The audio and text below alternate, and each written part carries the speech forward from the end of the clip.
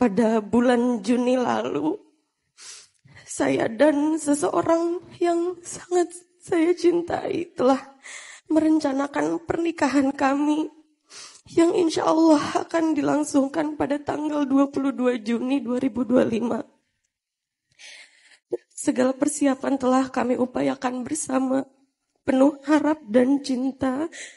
Namun takdir Allah berkata lain, Ustaz. Beberapa jam sebelum akad berlangsung, ia lebih dulu pergi dipanggil menghadapnya. Sejak saat itu, saya masih kerap merasa sulit percaya bahwa semuanya telah terjadi. Terkadang air mata juga masih sering mengalir tanpa bisa saya tahan. Namun saya berusaha untuk meyakini bahwa semua ini bagian dari takdir Allah yang paling baik. Ustadz, dengan penuh harap izinkan saya bertanya, apakah setiap doa, rindu, dan tangisan yang saya panjatkan akan sampai kepada almarhum? Apakah perasaan rindu dan sedih ini akan mempengaruhi ketenangan almarhum di sana? Dan apabila suatu hari nanti Allah mempertemukan saya kembali dengan seorang yang ingin membersamai, apakah saya masih layak untuk dicintai, Ustadz? Meski membawa kisah kehilangan yang begitu dalam. Ini pertama kali saya memberanikan diri keluar rumah untuk bepergian jauh setelah kejadian kemarin. Saya merasa sangat terpuruk, tapi saya ingin bangkit, Ustadz, dengan cara yang Allah ridai, sambil mendoakan almarhum agar ditempatkan di tempat terbaik di sisi Allah. Mohon doa dan nasihatnya, Ustadz. Semoga Allah menguatkan hati saya dan menerima almarhum dengan sebaik-baiknya tempat yang penuh cahaya dan rahmat. Terima kasih. Wassalamualaikum warahmatullahi wabarakatuh.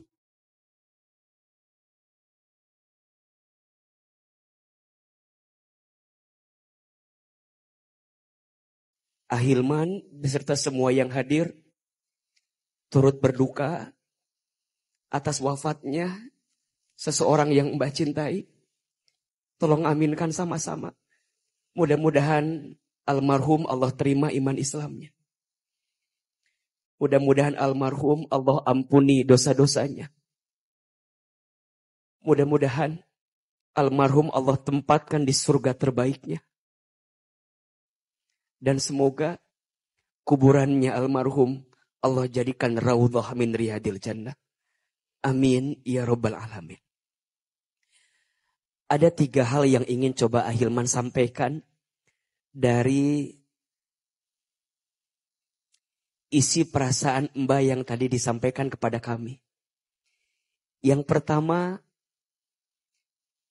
hidup dan mati itu ketentuan Allah.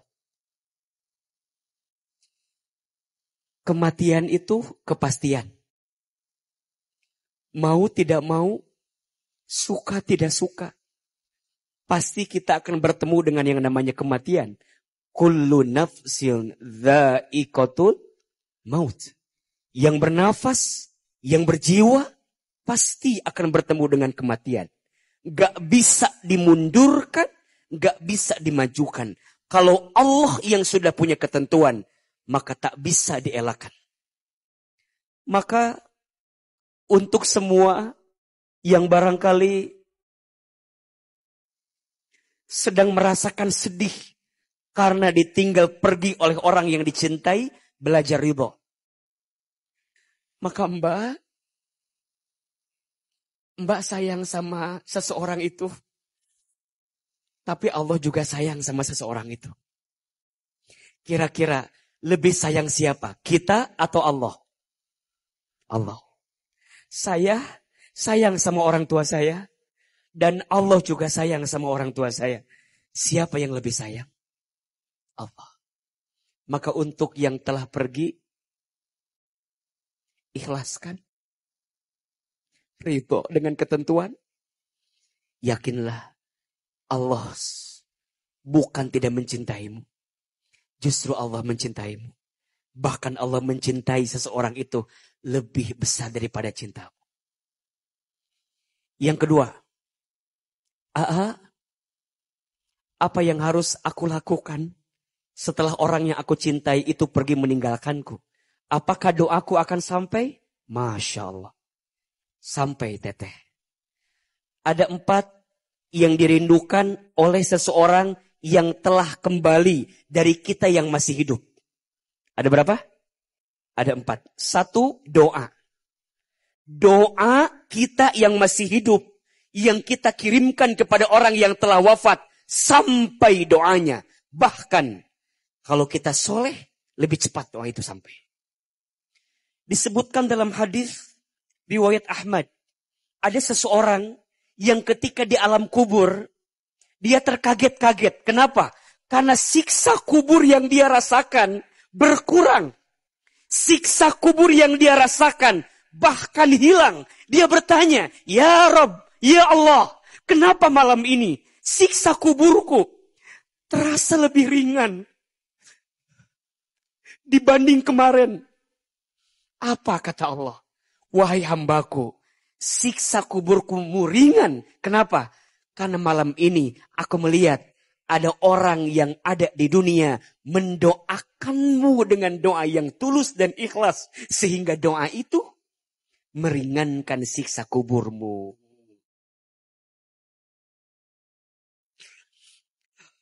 Maka untuk kita yang sudah kehilangan orang tua, doakan. Untuk kita yang mungkin kehilangan pasangan, doakan. Untuk kita yang kehilangan orang yang kita cintai, doakan. Doa kita sampai kepada mereka. Yang kedua,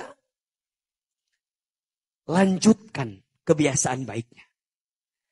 Teteh, kalau seseorang ini dulu punya kebiasaan baik, lanjutin sama teteh. Mungkin almarhum punya kebiasaan baik sedekah setiap Jumat, lanjutin sama kita. Mungkin almarhum punya kebiasaan berbuat baik, lanjutkan kebaikan itu. Kebaikan yang dilanjutkan oleh kita membahagiakan orang yang telah kembali kepada Allah.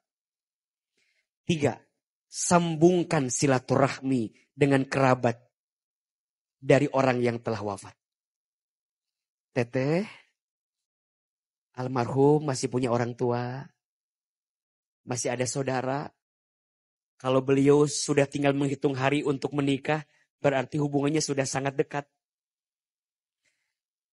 Masih boleh disambungkan silaturahmi dengan orang tuanya. Say, titip salam, telepon. Maka seseorang itu akan sangat bahagia.